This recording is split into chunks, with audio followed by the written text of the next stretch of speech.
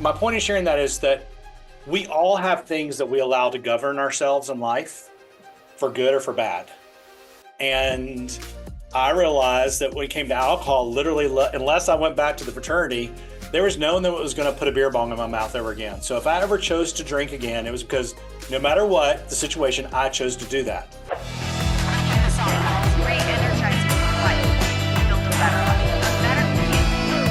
Happiness. It's so great to have you here today, Ed. Thanks for joining us. April, good to see you. Woo! So Ed and I met in Nashville was the first time, right? That's right. We sat at the same We met table. over Facebook before, but I mean, yeah, it starts at Facebook. Mark Zuckerberg had a hand in us meeting. Thank you, Mark. That's right. But then it evolved from there. So I've got to tell you, Pivoters, that one of the things that stuck out right away about Ed was that we sat at the same table and there's lots of amazing people sitting at the table, but there is like an energy to you. This probably comes as no surprise that I'm saying this, but there's an energy to Ed and there is a joy to Ed that is palpable. And so is a great group of business leaders, but he really stuck out as like, this guy's got something figured out. So I was really excited to talk to you and understand what that was. That was a room of pretty incredible people. So I take that as high compliment. Wow. It really well, I would say, and I've got a lot of energy, but I also don't lie. I mean, I felt the same about you. I mean, there's just an energy and people walk in the room and either suck energy out or bring it, I believe. Yeah. Now, there are a lot of people that just are non-existent, unfortunately. But you know what I mean? But you're definitely an energy bringer. So I've been looking forward to this time for a while. I always say that we're all influencers. We're just not always intentional about it. Every room we enter, any conversation we enter, we are influencing another person. So choose how you're influencing them. All about intentionality, baby. It so is. So, we're going to talk about the marketing piece and the work that you do with your company, but I'm really curious how you became so passionate about, bringing that energy. I mean, were you always this way or did you kind of double down at some point in your life? Wow. Okay. So let's just get in there. Went heavy, right? So I have always, are you an Enneagram person? I forget. I am new to that game. Okay. So I just finally sat down and got tested a few weeks ago. So I'm late to that game. All right. So if you're an Enneagram person, I'm a 7, which is an enthusiast. All right. So I've always lived into the world of 7 before I knew it was a 7. All about adventure, experience. However, I was handicapping that enthusiasm, that joy, with alcohol. And I didn't really realize, I don't know if you know this part, I didn't really realize that it wasn't like I was homeless or under the bridge. But what happened is, with all this energy, I had lost the capacity to find peace, to calm myself. And I'd become habitually connected to alcohol as my light switch to turn off and on. Mm-hmm. And it progressively became more consistent.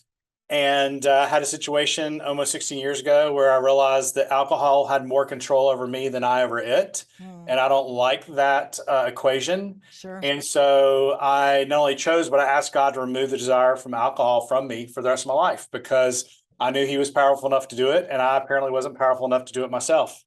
And that's what he and we did September 28th, 2006. Congratulations. That's amazing. Yeah. And so what it was for me, April, it wasn't that I was like coming drunk to work or whatever. And it's funny, it's been like 16 years and I saw friends say, like, man, you were wasted at the party last night. I was like, yeah, no, it wasn't. Anyway, so it didn't necessarily change my external presence, but it totally flipped my internal, because what happened is that I was not acknowledging the reality of life. I did not have a clear lens on life. And mine came not from not having energy. It was not being candid with people. Like I was feeling guilty for being disappointed in people, or for being unhappy, or for not being thankful, because that's how I was wired. So I had this internal conflict. And so I became very intentional about living life in the moment. And that has permeated my life and hopefully the life of those around me for the last 16 years. That's a heck of a story. You never know when you get asked about just like underneath the surface, like, let's see what's under their head. I love it. I'm curious when Well, you look, say, you go want to ahead. add a little gravitas to it. A year before that, I was in a pretty substantial car accident. Mm-hmm. 8 weeks surgery, recovery, healed from it. But then the second I started swimming after 8 weeks on crutches, all of a sudden just became nauseous, painful. Anyway, I had staph and strep in my leg.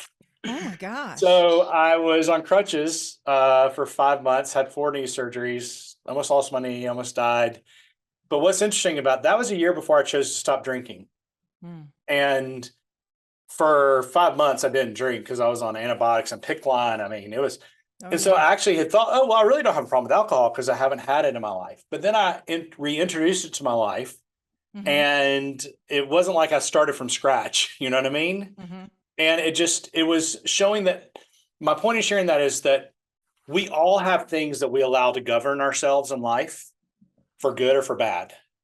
And I realized that when it came to alcohol, literally, unless I went back to the fraternity, there was no one that was going to put a beer bong in my mouth ever again. So if I ever chose to drink again, it was because no matter what the situation, I chose to do that. Sure. So I chose to flip the equation. The way not to drink again is to choose not to drink. And so that logic has just kind of like really strengthened me and my whole life, not just about alcohol, because alcohol is just a symptom. Symptom for sure. Yep. I'm curious when you said you weren't being candid with people. What does that look like? So being a positive, joyful person, which I'm blessed to be, and it's my natural response to life. Okay. I had a hard time dealing with people disappointing me. Mm-hmm. Call it a people pleaser or whatever. My family, love them to death, but conflict was not our strong suit. Yeah. Conflict avoidance, passive aggressive, we were good at that. And I mean, Sure. and it wasn't in the evil way. It was just in just kind of the behavior way, right? Sure. Conditioned. And so, being a business owner, holding people accountable, holding myself accountable, I was having a hard time dealing with disappointments. Mm-hmm. And so then, or frankly, dealing with like unpleasant emotions. Sure. And so I thought alcohol, a liquid, would actually solve that, which is like totally irrational when we're talking about it. But you know what? A lot of people do it. Mm-hmm. And that was just one of the things. But, you know, and so what I found was that I would have something that was just uncomfortable, created discomfort, and I would set it aside versus deal with it. Mm-hmm. Versus going, April, you know what? You said this was at 12 o'clock. We started at 1, which is not what happened. But you know what I mean? Just saying, hey, you know, I'm disappointed we started late. You know, I was uncomfortable with stuff like that. Does it make sense? Yeah. And It does. so what it caused me to do is I was avoidant of critical thinking towards other people, which is not good for your business. Clients, like, you know, every customer is right. No, they're not. Sure. Not all the time. And so I just when I chose to live my life more deliberately, more intentionally, it's also which can be kind of difficult for people like me, is that can be shocking when I tell you you disappointed me.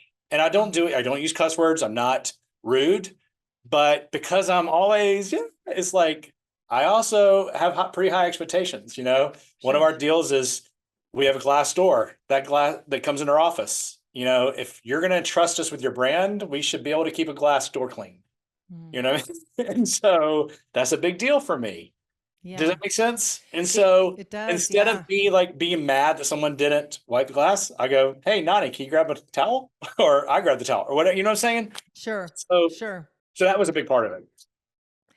That makes sense. I'm just thinking about that. I could see how if you're naturally or conditioned to be conflict avoidant and you associate with being a joyful, happy person, the idea that you're about to have a conversation with someone that's not going to potentially evoke joy in them might run counter to how you identify as a person.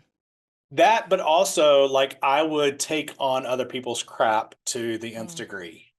Like I would focus only on what I could have done to help that employee better versus be as candid, say, you know, using employee example, you know, Sue, we have a Sue. I'm not talking to you, Sue. Not but Sue. not Sue, but Sue, this is what I expected. This is what we needed. This is what needs to happen. Mm-hmm. And so I have grown. I mean, I'm 55 years old now, but I have grown. I feel like I've grown more in the last 15, 16 years than I grew maybe the 20 years before. And I love it. I'm loving it. Wow. That says a lot. I also really resonate with the idea of I was focused on how I could have helped that employee more instead of maybe where that employee fell short. When you said that, I was like, ooh, I know that well. If you are a well-intended entrepreneur or business owner, you're not doing it just for the revenue. You're doing it for the success of those around you. Now, there are a lot of people that aren't that way, but I know we are, right? Sure. And so I was disappointed by this person who I don't want to disappoint me, but then I was also like, what could I have done to do this better? Mm-hmm. That is part of the equation. What could they have done to do this better? Yes. Yes. Both questions are equally important, but That's right. some people are wired to ask one versus the other, and you need and sometimes you have to tell someone that they're not performing. Sure. And my mentor, I was with Chick-fil-A corporate for a long time. My mentor there, my very first boss, Sonny Noon, amazing human. He was like two things. One is there's a drama behind every face. And two, bad news does not get better with time. And those two principles have really informed me, especially as I am much more clear on the reality of my present situation, my present moment. Bad news doesn't get better with time. I love that. Never. I had a version of that, which it was, now I'm going to paraphrase it, but it was essentially that time doesn't make a hard conversation easier. So makes it worse, actually. Yeah. Then you like stew on it and all the things. You stew on it. You like imagine how it's going to be, that kind of thing. Yeah. Oh, that's good. That's good. So I want us to pivot a little bit. So thank you for sharing. Shocker. I know. Dun-dun. So on brand. It's so funny because this could literally be a game whenever you interview someone on the PivotMe podcast. Pivot, not usually by me. I'll wait and they will say it 2 or 3 times. And they're like, oh, look, it's in the title. And I'm like, yeah, that totally happens on purpose. So, well, we can have a whole conversation on pivot or rivet. I don't know if you saw that on the YouTube, but I've got an episode. So the whole deal is that if you're pivoting, and it's not a rivet, meaning it's not a permanent change, you better tell your customers it's just a pivot, because they become conditioned on your pivot, and then you pivot back. Like, hey, what happened to the free fries I used to get? So love it. That's so true. So I'm thinking about a piece that you did about not being a commodity and what that means and how to be less than a commodity. So I'm thinking about the business owners that are listening right now. For sure. And, we talked a little bit about who the pivoters typically are, and we definitely get some corporate people as well. But the large majority of our listeners are entrepreneurs. And some of us don't sit there and think about, okay, am I a commodity in my space? Whether it's a product or service-based business, am I a commodity in the space? And, if I'm starting to lean towards that, how do I lean away from that? Or maybe even the better word is how to appreciate the ways that I'm not a commodity. So can you talk to us about how not to be a commodity? Oh, yeah. So, wow. Okay. So, I was in corporate America until 19 years ago. I started my own marketing branding firm, BTYcreative, 19 years today, as a matter of fact. Woo-hoo! Wow, 19 years today. That's exactly right. It was the day after Labor Day. So anyway, I did it primarily because at that point I was with a company called H-E-B Grocery, which is based in Texas, now like a 30-some billion dollar grocery store chain. Not quite that big when I was there. But anyway, so I have this corporate responsibility in 300 stores and all these P&Ls and all these numbers and all these deals. But we would have particularly newer entrepreneurs come and pitch us their food product to get on the shelves. And within 5 minutes, I'm being like, oh, crap, they're going to fail. Or, oh, crap, we need them, keep them out of Kroger or whatever. And what I first say to someone, especially an established entrepreneur, is when you chose to start your own business or your next business, did you go, there are 30 people already doing it this way, so let me do it that way? Because I want to do it just like them because they're being successful. Now, there are some business models that are purely Xerox versions of another business, okay? Sure. But I think the true entrepreneurs, not just the optimizers, if you will, or the whatever, but There's other names for that. But anyway, for the people that are truly trying to create something new, you didn't choose to risk your life and your money and your family and your funds because you thought you could do something just like everyone else. Mm. So Yes. I encourage people to go back to the origin story. Why did you choose to start this business or start this brand?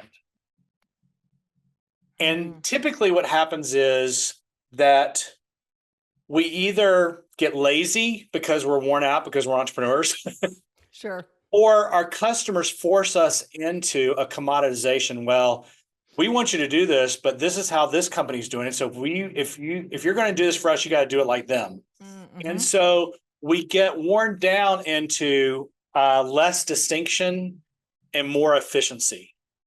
Ooh. Mm-hmm. And I believe you can be distinct and efficient at the same point. And it doesn't have to be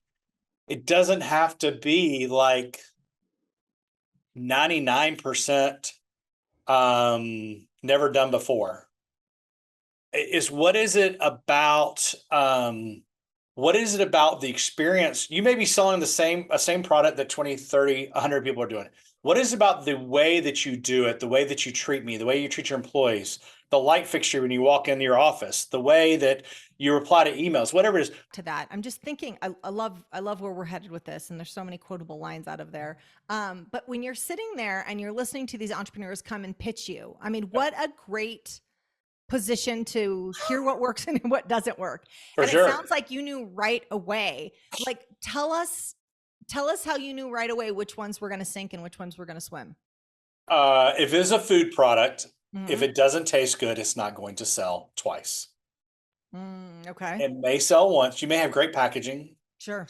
You may, and this was, this was like, 20 years ago. So this was in the early days of gluten-free and all the freeze and all the organic. Mm-hmm. And I mean, I used to say, you know what, gluten-free is fine, but taste-free doesn't sell, Okay. And so, so literally, figuratively, does your product taste good? Mm-hmm. Like we coming from the food industry, we believe that brands need to be sellable and craveable.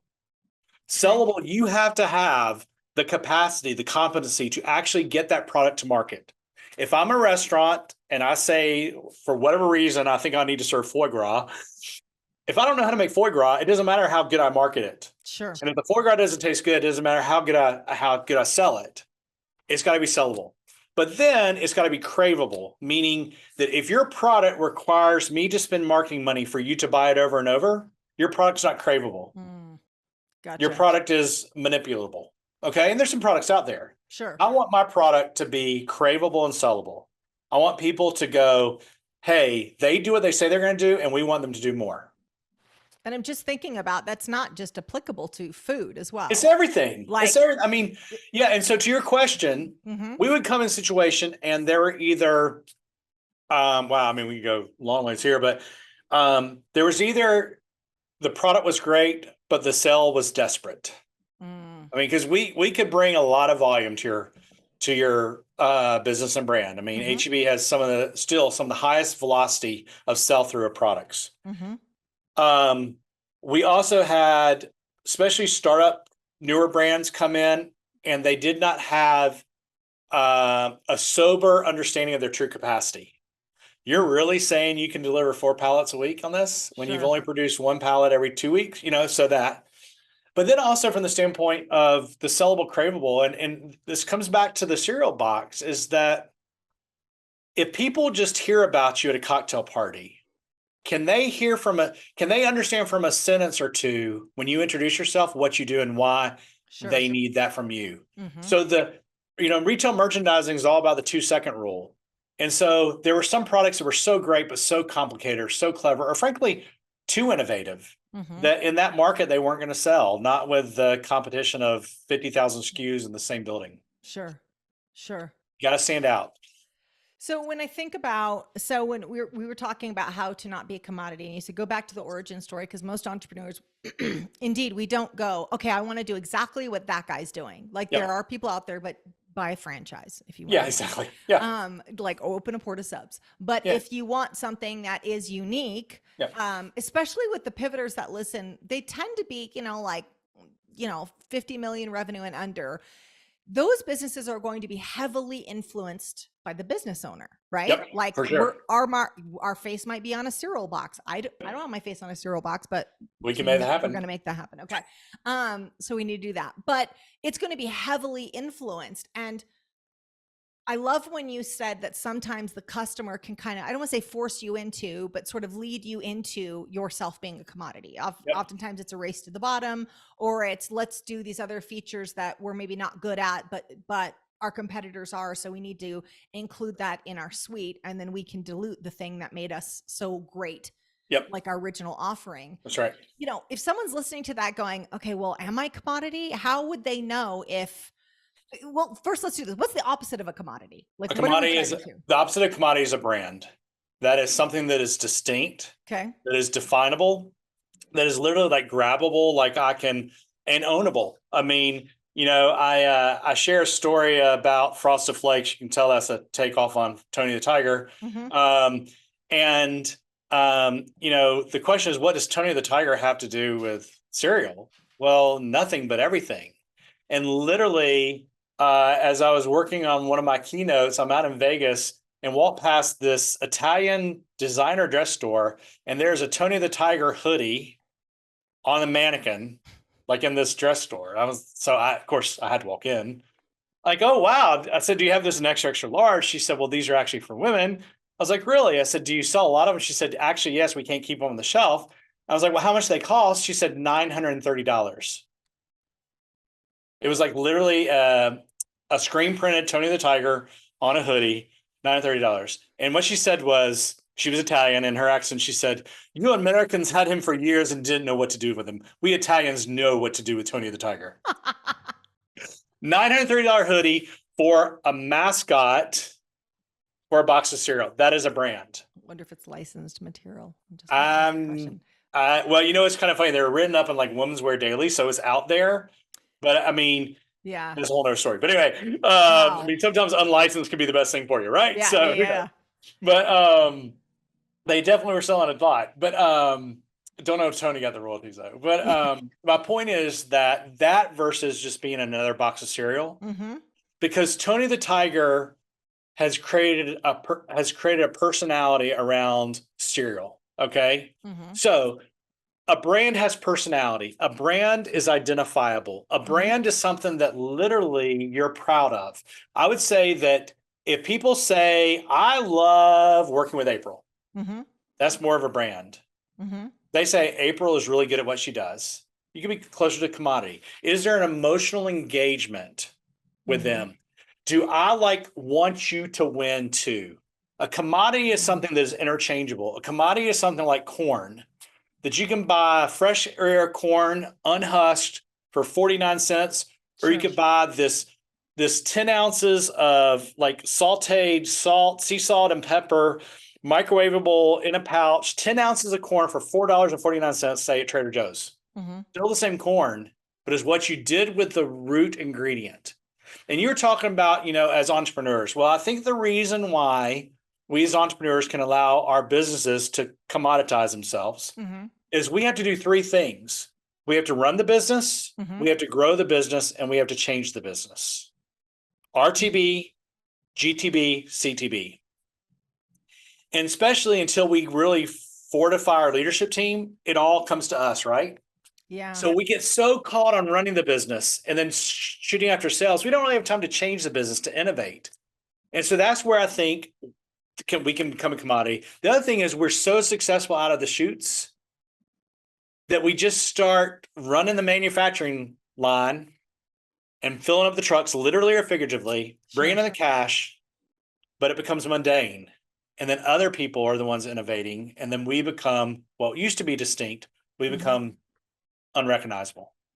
So when I'm thinking about like the business owners that I work with, I see definitely at the beginning, when I say the beginning, say like 2 to 6, 7 years into it, the focus is really on optimizing the product. Yep. like product improvement, product improvement, product improvement. Do you think that we spend too much time trying to push our product towards excellence and not then transitioning over to no, let's build the brand around it? Like, is it a law of diminishing returns at some point? You still need to innovate, obviously, but is that what you're seeing for small business owners? Well, I would approach that a little differently. I would say that no matter what you're doing, if you've been in business 7 years, you've been building your brand. Okay. The reality is, were you doing it intentionally or were you doing it haphazardly? And what that means is that you can either allow other people to write your story or you can write and communicate your story. Good one. Yes. Okay. And so sometimes your product itself is what sells the brand. Okay. I would love Sharpie. We're a big fan of Sharpie markers. Okay. Even got one with my little face on it. Howie Grow brand. But anyway, I think I have one of those. I hope you gave do. me one. No doubt. And so the deal is, I would love Sharpie markers if I had never seen a commercial, because this is a superior product. Yeah. Okay. You know, one of the things that I often ask if I'm keynoting in like say the first time I did this, I was keynoting in San Francisco, 800 people in a room, no one like in their office. And I said, raise your hand if you own a Sharpie, and like 95% raise your hand. Now leave your hand up if you know exactly where your Sharpie is right now. 85% left their hand up, right? Yeah. Okay. That is like a brand. Now forget how cool the logo is. So I would say that it's not bad to be constantly innovating excellence. Sure. But if you're not like managing how you're positioning yourself, that means is what I want you to think about me. You know, if I introduce myself as a joy beast, I better like, you know, bring some joy, right? Sure. It is in my DNA, so it's authentic. Okay. But if and people have discovered that, I mean, like you, I didn't say, hi, April, I'm the joy beast. Yeah. You got that impression. So that's good. But then to leverage it, I have to tell my story, whether it's a marker or yourself or your mission in life, you know? So I love that. I love that. And I love this idea of either, if you've been in business, we said 7 years, but I mean, it probably is true 3 to 5 years. If you've been in business that long, you have a brand. The question is, did you intentionally craft it, curate it, or did it organically happen? And maybe it's not the brand you want. Maybe it's I have a brand and my brand is having a crappy website and slow customer service. No bueno, even if you have a good product. So I'm just thinking about that. You know, we've talked about branding on PivotMe before a few times, and we've had, you know, some mutual partners between you and I. We've had them on some great conversations, but I definitely think that there is the people that know about a brand, and specifically a personal brand, and they go, okay, I get it. I understand the value of it. But I think there's a lot of people out there that maybe are running, you know, a $30 million, we'll just say a roofing business. I'm thinking about a friend of mine, Michael. He runs a roofing business in Florida, and we've worked together for a long time. He thinks about the product. We have a superior product. But I'm just thinking how much time he's listened to this now, and he's like, hey, I think about this. No, I don't know how much Michael. Michael, I'm calling you after, Michael. We're going to talk about this. How much time he thinks about what is the brand of the business? You know, what does that business represent? He's been in business for 20 years. Because here's the actual brand. So that is a great example, because Michael probably has more than one salesperson. And if he's that size, and he probably has multiple people talking to prospects every day. Those people are telling your customers, your prospects, something. What are they telling them? Yeah. And I mean, we paid more money than we could have with another roofing company because we believed we were going to get a better overall experience from Belden Roofing than we would have gotten with the other bids we got. It was not a race to the bottom. Now, I still quoted it. Yeah. But we had a superior experience from Belden Roofing because of the way they presented themselves on the first call, the things they could explain, how they could help us with the insurance negotiations, how they could explain the timing, and how that they basically had proof that what they were saying was true. Okay. Now, it wasn't like that kind of nauseating sales pitch. It was a conversation. Yeah. Like, here's the deal. You've got this damage. You got this danger. You can fix it now. You can fix it later. Here's the pros and cons. but then they showed up when they said they would. They kept it within budget. You know what I mean? And so the deal though is that especially for like home services, if you're not focusing on your brand, I believe you're leaving money on the table, because then it comes down to, well, they're going to do it for $3 a square foot less. Sure. Then you are truly a commodity. Yeah. And there are some customers that are going to buy that way. And you know what?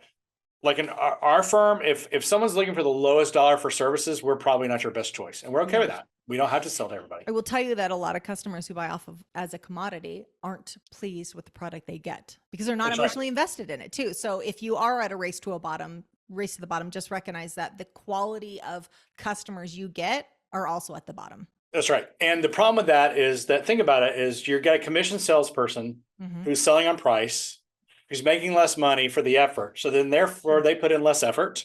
Yeah. You know, and so but I mean, we do it. I mean, right? For sure. Sure. Oh, that's the deal is about a commodity is the market ultimately sets your value as a brand. You can, I use manipulate in a good word. Okay. And it's a good way. You at least can attempt to manipulate the value that the market sees you. Absolutely. I use the word massage. I say the same thing, but I use the word massage instead of manipulate. Yeah. So, but it's the same idea. And it's funny because some of the business owners, I'm just thinking about, someone that I work with, Ben, and he does audio brands. So he's a composer and he writes audio brands. I mean, he wrote ours. He's amazing. Yeah. And it was funny. We were having this conversation and it was like, well, there's not a lot out in the marketplace. And I was like, doesn't matter. You get to set your price. Well, but shouldn't I get some data and feedback? No. Like you have this innovative thing. It's amazing. Your skill set, what you bring. You truly can set your price on a lot of these things. And that will blow a small business owner's mind. They're like, well, but there's got to be a precedence and I've got to this and I've got to that. And I'm like, no, if someone's selling Tony the Tiger hoodies for $900, you literally can write, your future. You just have to realize you're able to do that. Right. That, and you also have to realize that some people you're not going to be affordable for. And that's okay. That's okay. Keep talking to people for sure. Absolutely. Yep. And that's a really good point for anyone who's listening right now. If someone says that you're too expensive, they're outside your price range, that is not an indicator. I mean, if you have 200 conversations like that, then, you got to get curious. And I would say you got to get curious at the quality of prospect you're talking to too. So as an international business advisor, if I go to a business mixer where it's a bunch of startups and I'm talking to them, they're not going to be able to afford to work with me. That's right. And so if I used market feedback, I could go, oh, well, my prices are too high. This business model would never work. Well, no, I've been in business long enough to know that a new business can't.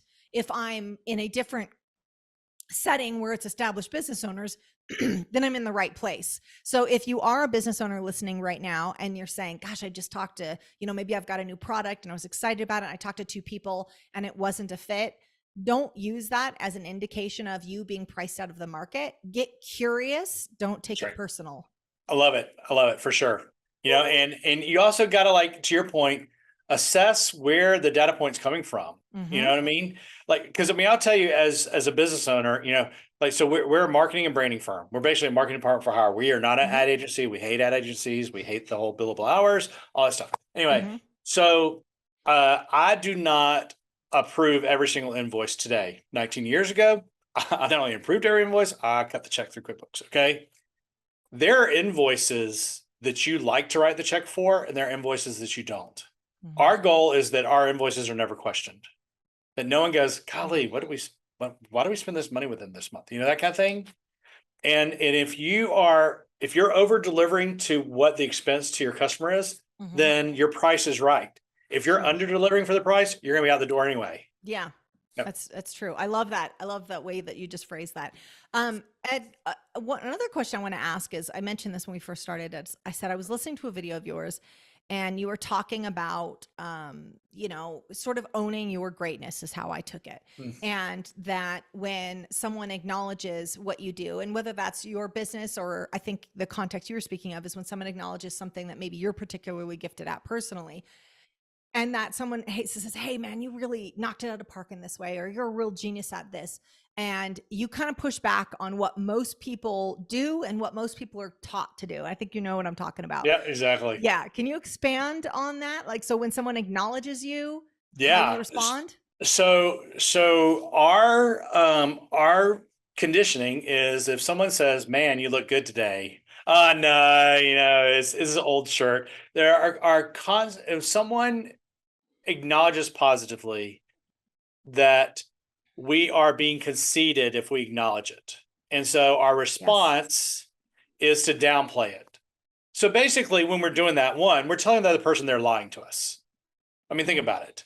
Man, April, you look great today. No, I don't. Okay, so you're saying I don't look great. Looks, you know what I mean? So one, there's an inherent threat. But what I heard, and I believe it was Charles Swindoll back in the mid 90s. Charles Swindoll wrote these devotionals, Seasons of Life by Charles Swindoll. It was one of those many books. Anyway, he's speaking to actually a large group at Chick-fil-A, and he said that when you do not acknowledge a compliment, it is not humility, it is dishonesty. Wow. You're being dishonest with yourself and the other person. Okay, so let's say I started singing a solo and it was amazing. You go, oh my gosh, that was incredible. The first thing I say is, no, it wasn't really that good. That's not humility. That's dishonesty. That's interesting, because what you're talking about, what you're proposing, is actually very radical, because it is a complete shift on how our whole culture handles this. It's kind of like a pivot, actually. It is a pivot. Wow. Imagine that.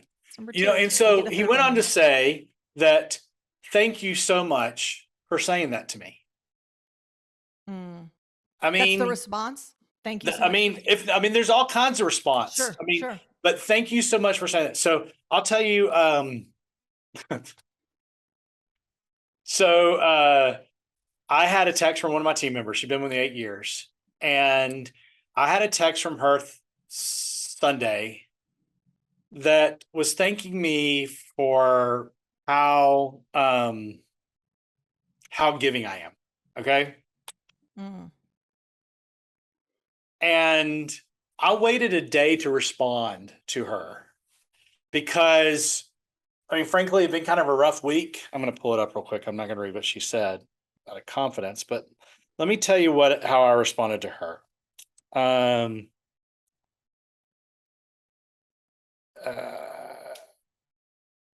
I said, thank you, thank you, thank you. Your kind words really matter, and I'm so proud of what we have built together and so hopeful for the future. You're a consequential part of my life and our team. Okay. I could have said, it was nothing, and moved on.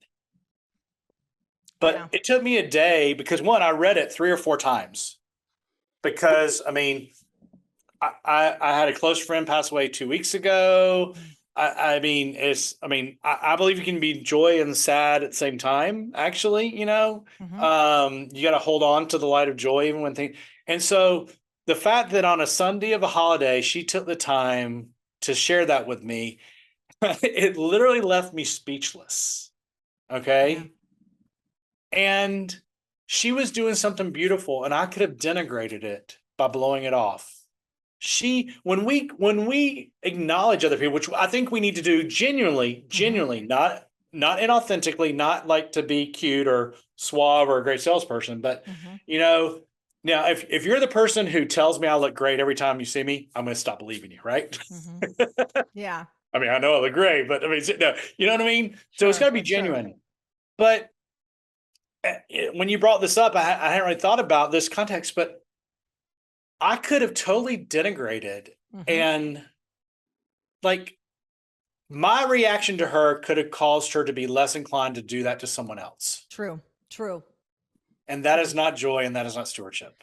I think what you're talking about, though, Ed, so like I said at the beginning, it's a radical shift in what we do, but I also think it has a measure of confidence that is needed, because I'm just thinking about, here's why I zoned in on that comment, is because I'm very sensitive to what you said. I was like, I feel similarly, but I'm sensitive to how the person, even the giver of the compliment, then receives your ownership of the compliment. And I'll give you a very, very specific example. I'm just thinking about a situation that's happened many, many times. One of my daughters has incredibly bright blue eyes. They're stunning. And I say that to the point of, we cannot get through Costco or anywhere without people constantly stopping and commenting on her eyes, which if you're a parent of a child that has like a unique feature like that, you can you know that this can become problematic. Yeah. Especially if they're like 13. Yeah. So she's not, she's still young. But it's going to become problematic. But what always surprised me about this is that she's a confident kid. Both of our daughters are very, very confident. Shocker. If some, yeah, right. I don't know where they get it from. It's weird. If she smiles and says, thank you, you know what the giver of the compliment often says? Oh, well, isn't she just so full of herself? Oh, wow. Wait a second. What are you doing to my kid? Yeah, exactly. And I realized that after she'd heard this so many times, she started to respond differently, where she'd look down or avert her eyes. And I'm like, oh, no, that's not how we're going to play this game.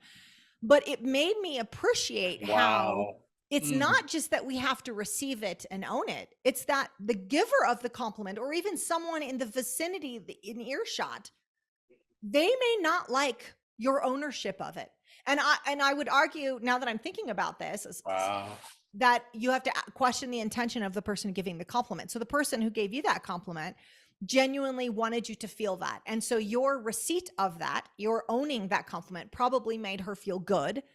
But maybe it's the intention of the person giving it. But I'll tell you, I've seen that situation play out so many times that I do think that the person who's receiving the compliment has to have a level of confidence, or it's going to be a practice skill. Because if you got up and you sang Open Night at karaoke and someone said, oh, you did good, it takes a certain kind of like confidence to go, thanks, instead of go, oh, did you hear my voice crack? Oh, well, I'm a little rusty. Oh, I'm just giving over a cold. Do you know what I mean? Yeah, exactly. No, that is, April, that's consequential, because like, was it the shock that, how old is your daughter? She's 9 now, but that started happening probably when she was about 5. Okay. So was it the shock that she responded so maturely that they were like, that it was so distinct?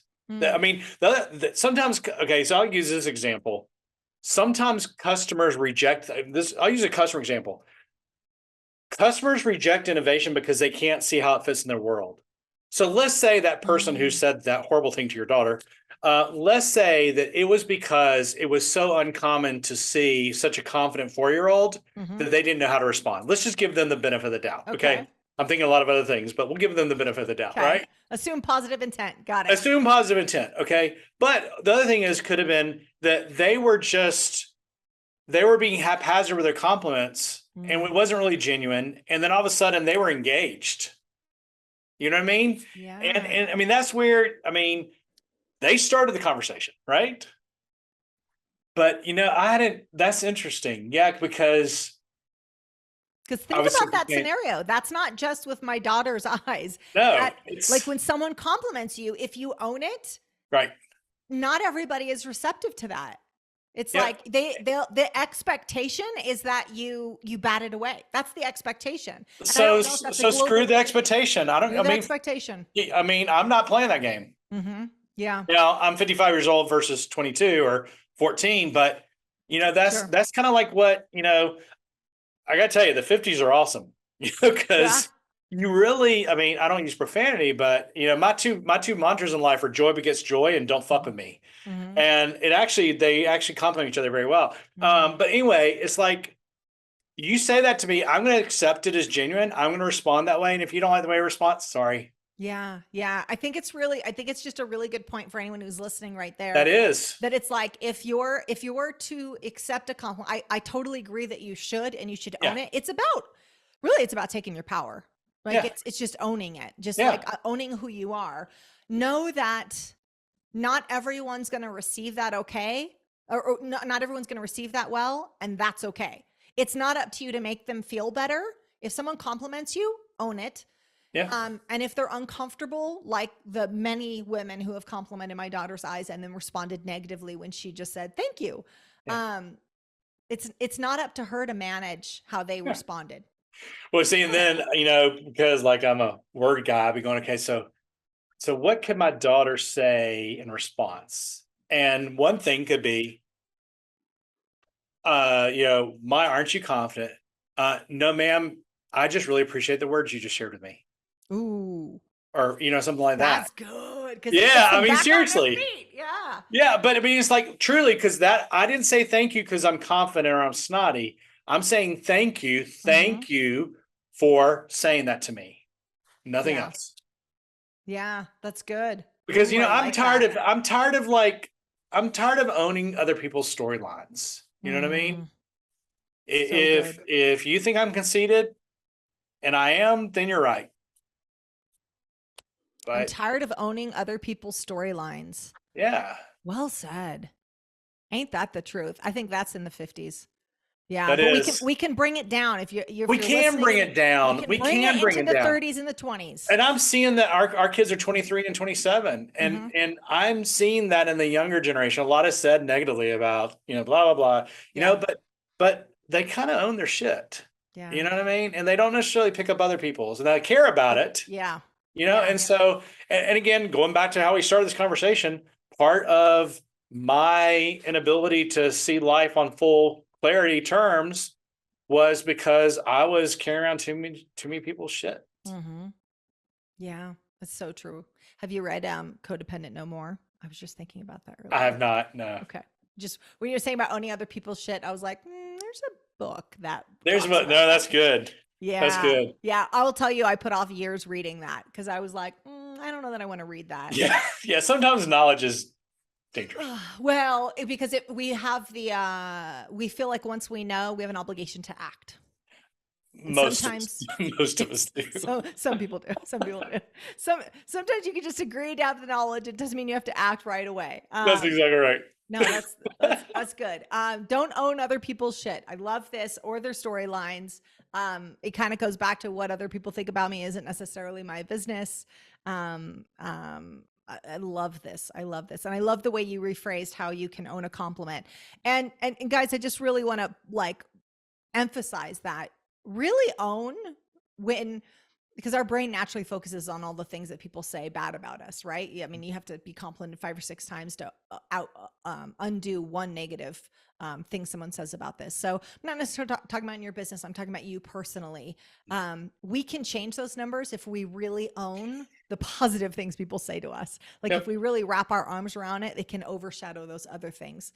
Well, and I think we also have to on this, because this is helpful for me, because I can still fall into my old weigh and measure the significance of it. I as you were talking, I was trying to think through where people have been kind of rude or whatever.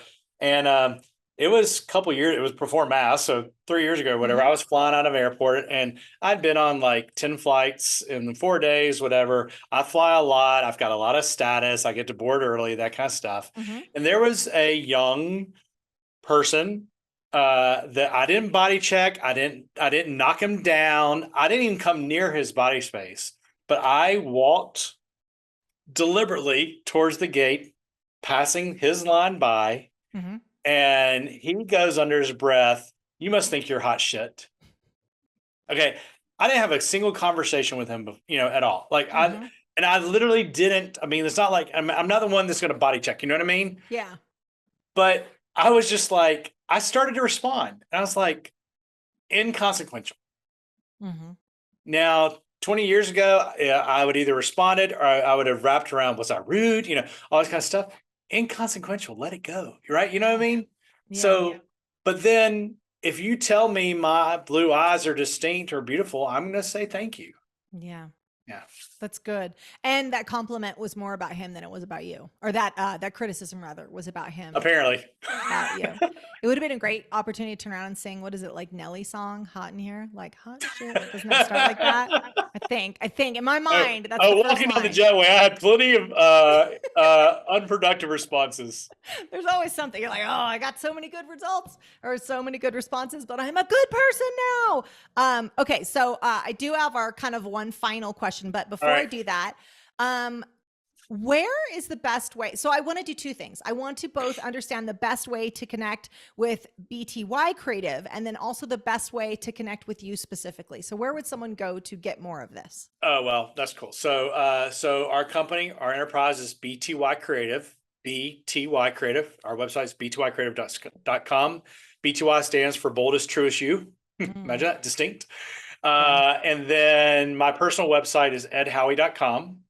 Got all information to our social links. And then on YouTube, we have multiple episodes of our YouTube channel, which is really focused for entrepreneurs, which is called Howie Grow a Brand, HOWE, Grow a Brand. It's all under the Ed Howie YouTube channel. Perfect. And we're going to put all the links in the show notes as Perfect. well. But I wanted to definitely highlight both of those. So when we're kind of wrapping up the end of a PivotMe interview, we always like to ask this question. If you could tell the world one thing, what would it be?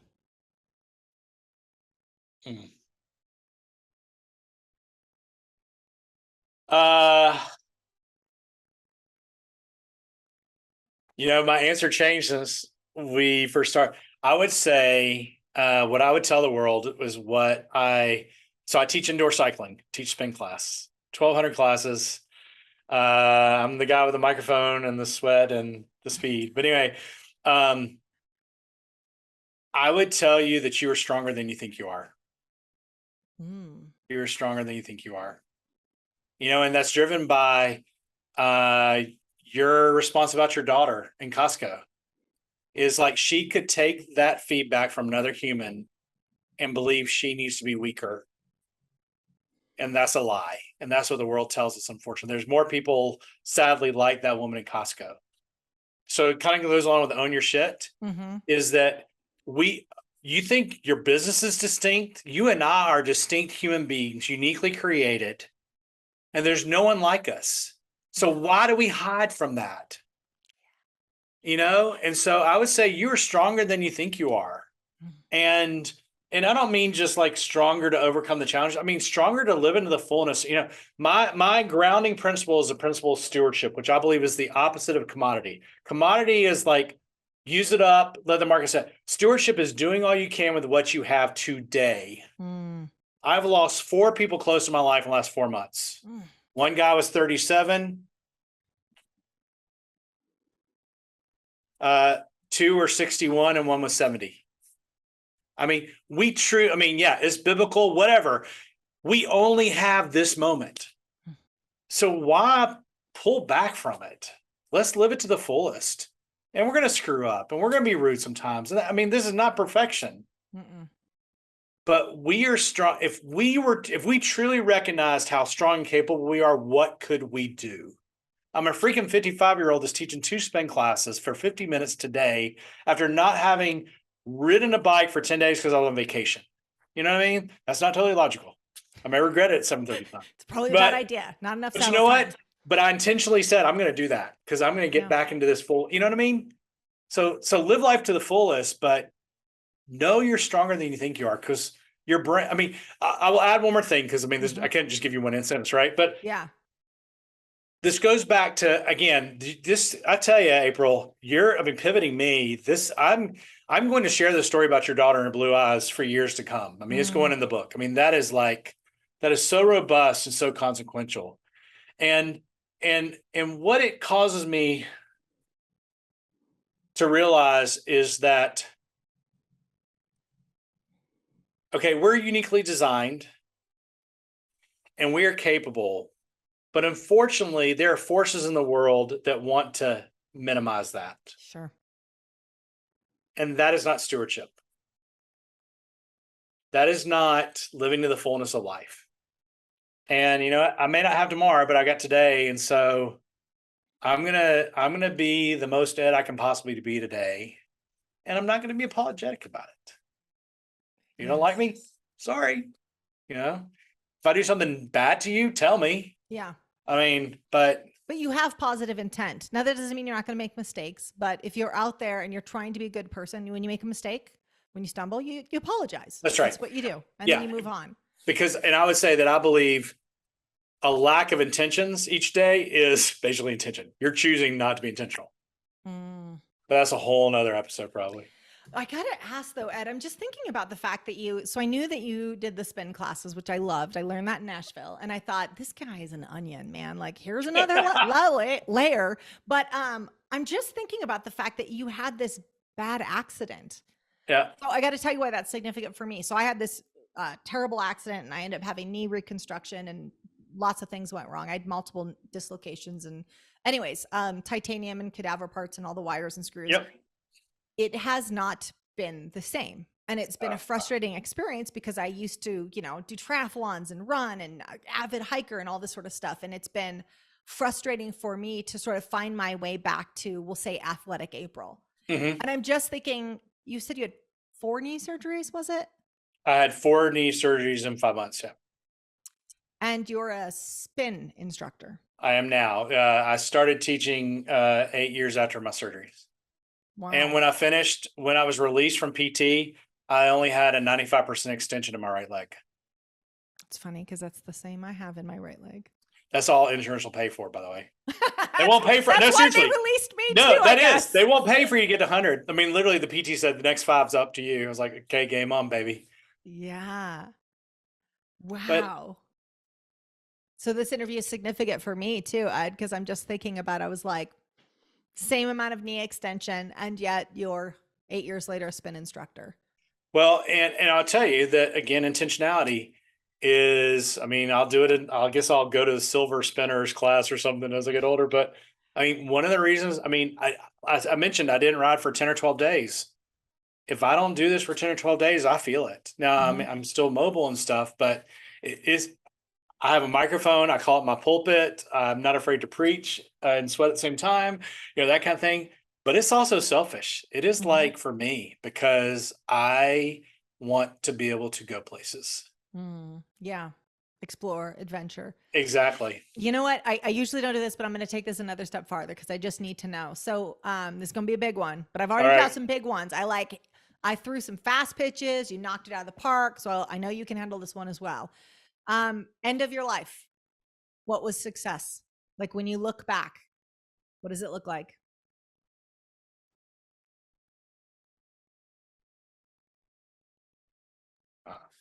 Having just done one of my close friends' eulogy less than 2 weeks, this is fresh. No, I mean, you hear this and it's trite. No one talked about how many deals he closed. I don't even think we mentioned his employer. It was about the impact, the connection, the way he showed up in other people's lives. He happened to be my sponsor. So for 15 years, he and I were tight comrades, full disclosure, full transparency, full champion of each other. And I would tell you, April, the other thing was that it wasn't based on quantity. We didn't spend the most time together, but our connection was deep. Yeah. And so it's this right here, frankly, April. I mean, we can turn off the recording. We could do this for hours. I mean, I knew the second I met you, I wanted you in my life. And the deal is, and you were the first one to initiate an action beyond just the time we had. You know what I mean? Yeah. And so that's business, woo, profits, woo, Yeah. humans, Connection. woo. Connection. We're remembered by how we affect others. We are. I mean, and that is your distinction, And wow. So I biblically is well done, good and faithful servant. That's where my principle of stewardship comes from, is that I think we're held accountable for how we use the life and breath we've given. And my prayer every day and every time I pray since 15 and a half years ago, 16 years ago, 17 years ago, has been, thank you, God, for life and breath today. And I was with a bunch of people 48 hours after the funeral. It was the first time I'd said that out loud to a group. We were praying before dinner. And it just rang a lot differently than it did 3 days before. I bet. And so, wow. I think it's interesting because there are a few people that you meet that are truly living their legacy, like that they carry around with them every day. Hey, I know what I want people to say about me, and I'm living it every day. And it's so clear that you're one of those people, that you're impacting others, you're influencing others, and that people that get the joy to know you, work with you, work alongside you. I mean, you are the definition of an influencer. And I just think that's amazing to watch. I hope you inspire. I know you'll inspire so many people in your life, but also that are listening right now that thinks, I want to live my life the same way, because we don't always get the wake up call. Sometimes it's just the call. And so let this be the wake up. Yeah. Yeah. I mean, my buddy died. I mean, he was riding his bike on a trail we'd ridden before, had a heart attack, died instantly. I mean, it's the way to go, frankly. Yeah. Out of 61, but and I'm going to say this, I almost didn't share the thing that my employee shared because I didn't want to be like bragging. Okay. But then I was like, screw that. Intention. Your intention right? wasn't to brag. But one of the reasons why that was so consequential is that she sent that on Sunday, and I was on vacation last week after the funeral was last Friday. I learned the news a week before. So she and the rest of my team have been carrying me a lot the last 2 weeks. One of the reasons why I was speechless, because she was calling me generous when it was just the opposite. She and the team had really carried so much more than they always do for me, that it was literally, wow, that I was feeling the other way, so I mean, I'm just tired of